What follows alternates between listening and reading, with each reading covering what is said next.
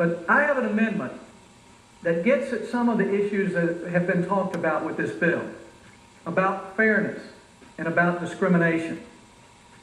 One of the biggest forms of discrimination in this country today is when we force an American worker to join a union. My amendment is a right-to-work amendment.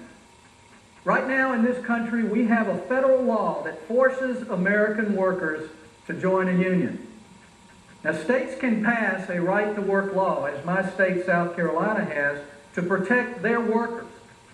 But this has proved very difficult for many states with powerful union bosses and union lobbies. My amendment, which is a national right-to-work amendment, would restore the right of every American not to join a union. It would eliminate the federal requirement that workers pay union dues. Now, we're getting ready to hear from some opponents of this bill that will use some very convoluted logic to defend their position. The same people who support federal labor laws, including wage requirements that supersede state laws, will argue that my amendment violates state rights. Removing a federal mandate on states could only violate states' rights in the minds of politicians who have lost touch with our constitutional moorings. My amendment is not about states' rights. It is not about federal rights.